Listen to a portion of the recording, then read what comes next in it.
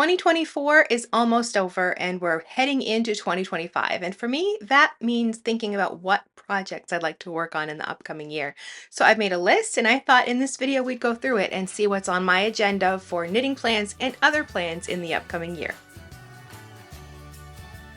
Hey nerdy knitter, Toni here. I'm a certified knitting instructor and a master hand knitter, and I believe knitting's a form of self-care. You can take time for yourself and your creative hobbies like knitting and still create beautiful garments that you love to wear. Now, it's the end of another year, and for me, this is one of those times of the year where I like to clear the decks, so to speak, finish up some of my projects, or most of them, and start fresh with new things. And I want to just clear off my needles, frog things if I know I'm not going to finish them, whatever it has to be done. This is one of those times I like to sort of like finish things up and move on to new projects. The other time is in the summer. So these are the two times of year where I kind of clear things out and start new things. So I started thinking about what I wanted to knit, and I actually made a big list here, which we'll go over.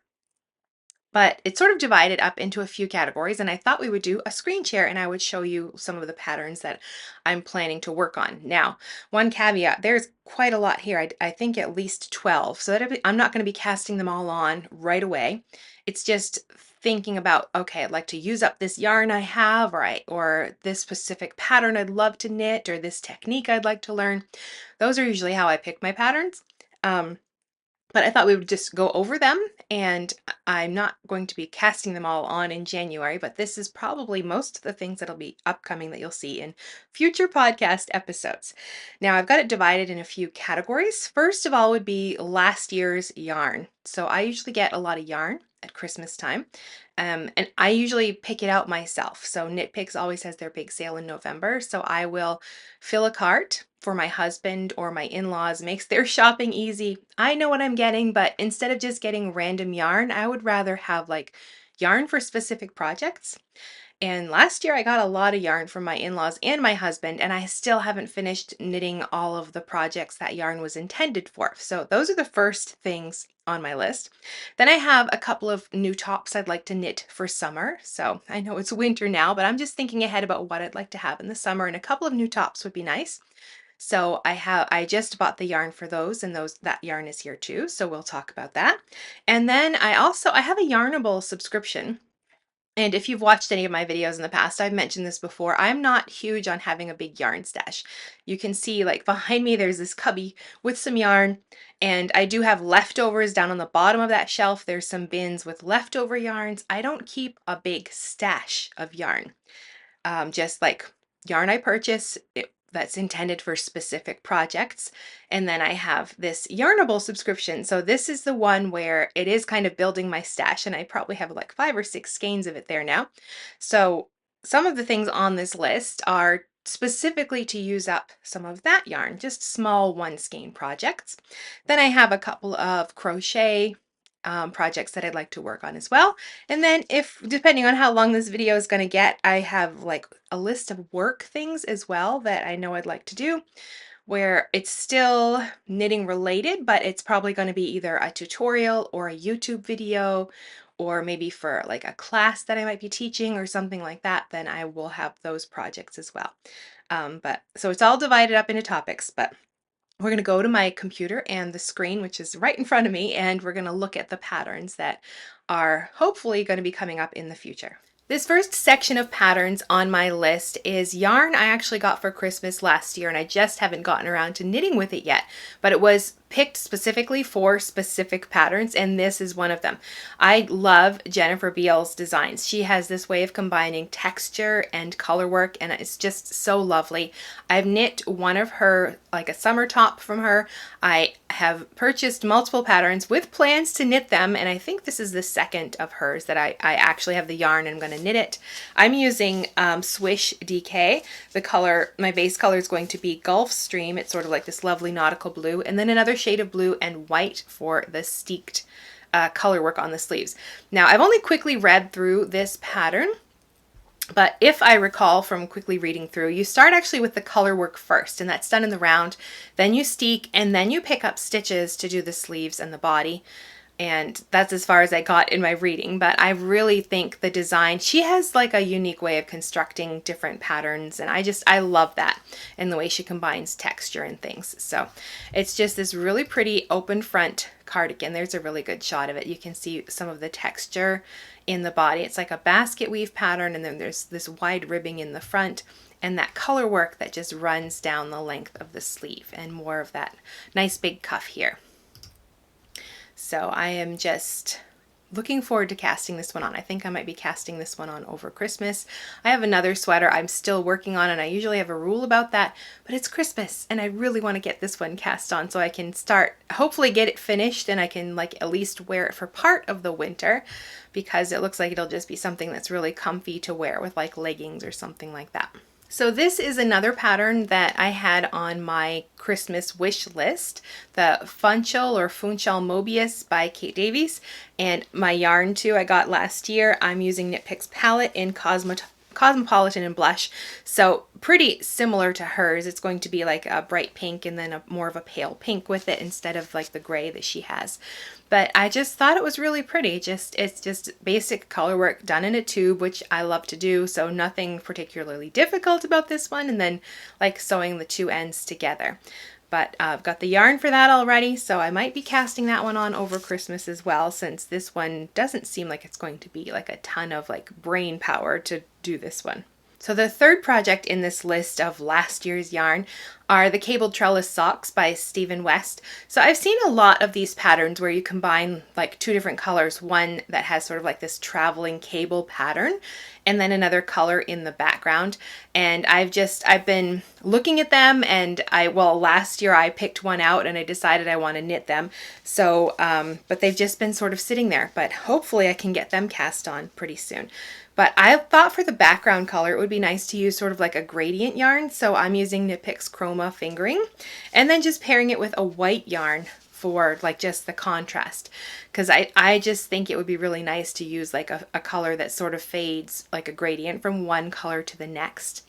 So that's the plan with that. I do remember, I don't have the pattern, but I remember looking at the sizing, and I think I'm going to have to adjust it.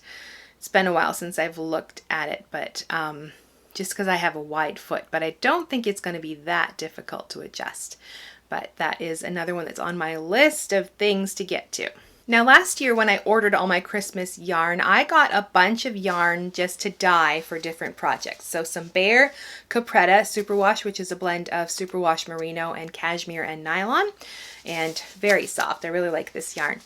And they accidentally sent me extra yarn, so I have quite a stash of this Bare yarn. And I've already done a couple of shawls, and I still have quite a bit to go, so I figured I was going to pick out another shawl, and I can dye the yarn myself. So probably another over Christmas project is to dye the yarn. So this is the pattern I decided to go with. This is Brioche Mode by Susanne Sommer. I've knit one of her tops. It's sort of like a cardigan shawl, very fun pattern, and it's really great to wear. I always get compliments when I wear it. So I thought this one would be fun to dye. The yarn, I think you can have, like, there's some choices. You need 4 skeins of yarn. You can either do 2 colors or a 4-color variation on that. So I haven't decided yet what my colors are going to be, but I kind of like this. Is it 3 colors she has here? I can't tell. But so it's like just a combination of brioche and garter stitch, and maybe I'll just do 2 colors. I don't know. I haven't decided yet, but I like this. I think it looks really cool. And I like big oversized shawls, and this is definitely going to fit the bill for that.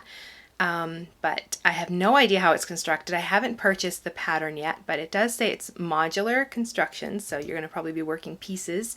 It does say seamless, so no sewing there. Oh, there is a different version of it with some different colors. But I like the shape of it. I like that, it's just a nice big wrap, and I don't mind brioche. I kind of like brioche, and I like the texture. I think it'll make a nice squishy shawl. So I just have to decide on my colors. So I'm probably going to look through like the projects in here and see if I can get some inspiration for the different colors I might want to combine. And I like color, so my shawl is probably going to end up being pretty colorful. So my next section of patterns is summer patterns. I have a few new summer tops I would like to knit. I wear hand knit tops all year round. I actually probably wear them more in the spring and fall and the not so hottest days of summer. On those hottest days, I'm usually like in a dress or something really light and airy, because most of my summer sweaters they're not super heavy, but they're still even more than I want to wear when it's super, super hot, but they still get a lot of wear in the spring, in the fall, and then like those transition days when it's not super hot. But I wanted to add 2 more to my collection. So this is the Gullane tank by Ysolde Teague, and it looks pretty basic, pretty simple, but I was drawn to sort of the construction of it. I can't remember if it's knit bottom up or top down. I think it's top down. But what drew me in was the construction right here. You can see where the placement of these lines are. The shoulder seam doesn't actually sit on the shoulder, it sits along the back. And I hadn't knit a top like that before, so that is what interests me for this pattern. Otherwise, it's just pretty plain stockinette, pretty basic. But it was that construction that I was curious to see. And also, Ysolde's patterns, she often has options for bust shaping, for larger busts, and I was curious to see how that's included in her patterns as well. So this one is on my list to knit for the summer. I'm planning to use Cotton DK in Marina, which is like this lovely greenish color. One of my favorite colors is sort of shades of blue in the summertime.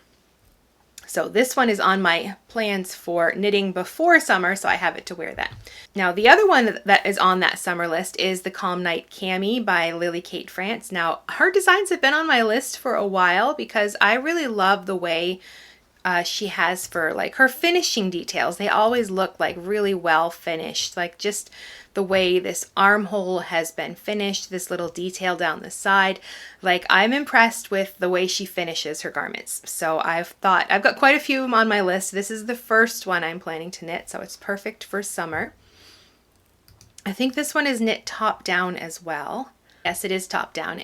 But I mean, again, it's still just a very basic stockinette tank top, but it's just, for me in this one, it's like the finishing. When you see like how she's finished the neckline and the armhole, I'm interested to see how that is written in the pattern and how that's done. And I like those little details like that. So this one is worked seamlessly from the top down. You start on across the shoulders, working the back, and then set that aside to work the front, and all of the construction there is spelled out. But for me, it is, I really like the way she does her finishing, so I would like to see how that's done in the pattern, and I have more of her patterns that I plan to knit. But this one is definitely on my list, and I'm planning to use a Lindy chain, which is a fingering weight yarn that is a blend of linen and cotton. So I'm not too keen on this color. The colorway is called Honey, and I thought it was more like a bright yellow than it is. It's almost leaning towards like a mustardy tone. Not quite, but leaning there, which is not my favorite color to wear for myself. But we are going to knit it up anyway, because I think with this linen yarn and just, it looks like it's going to be very lightweight summer top, which I need a couple more like that. I also have some plans to release a few patterns. I have designed a couple of like sort of summer type tops in linen, and one with a sock yarn, I believe.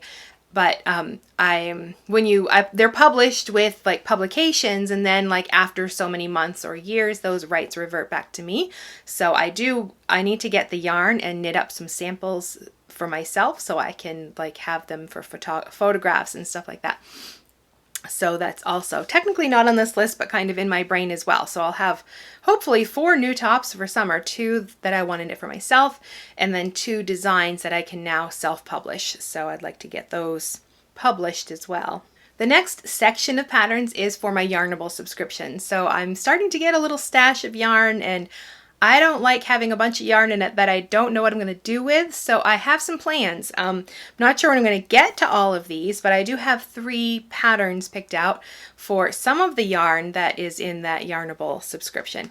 And I'm not sure which yarn will go with which pattern, but I do have this one. This is, what one is this? This is August's color. I don't know if you can see that on the screen, but lots of just really fun, bright colors. And I have this pom-pom, so I thought it would look really great with this yarn. So I was looking for a pattern, and variegated yarns, you know, I mean, they can knit up sometimes kind of funky, so I really wanted to choose something I thought would highlight the colors. And this Filigree Slouch hat by Woolly Wormhead I think is going to fit the bill. It's got a twisted rib for the brim. And then the body of the hat is done in reverse stockinette. Reverse stockinette is a really good textured pattern to have used with variegated yarn. Then it also has sort of these traveling stitches as well. So adding that movement can help, like if there's some kind of weird things going on with like color pooling or something, then the traveling stitches can help mitigate some of that as well. Because I'm not sometimes a big fan of the way the patterning can happen on a variegated yarn. So I'm hoping this will sort of help with that a little bit. So it's on my to knit list to knit that hat with one skein of Yarnable. And then also the lightweight Hipster, which is a one skein shawl. Joji Locatelli has lots of these sort of one skein shawl patterns, and they're all lovely. I think they're all, I have a list of sort of like 1 and 2 skein projects just for this Yarnable subscription so I can get some ideas for how to use them. So with one of those skeins, I'm not quite sure which one yet, I'll probably knit this one as well. And I really liked, there's sort of like this crossed stitch thing going on in here, where you have like these elongated stitches that are crossed over each other and some little fringe, just a cute little one skein project. That one's probably going to get cast on over Christmas because it doesn't look like it's going to be particularly hard. So it looks like just one of those sort of relaxing evening, watch a Christmas movie kind of knits. And one more that I've picked out to use with that Yarnable subscription is this Cannan hood by Carol Feller. So I haven't bought the pattern. I have read through it a little bit. And you knit top down, so you start with some short rows to create this hood, and then like it's a scarf with a hood basically. So I'm not quite sure how the stitch pattern will work. I'm going to try to choose one of the skeins that isn't too crazy with colors, because I think otherwise like this lace stitch pattern is going to get lost. But for me, this one I thought would just be it's kind of an interesting hood scarf, and I just wanted to see how that was created.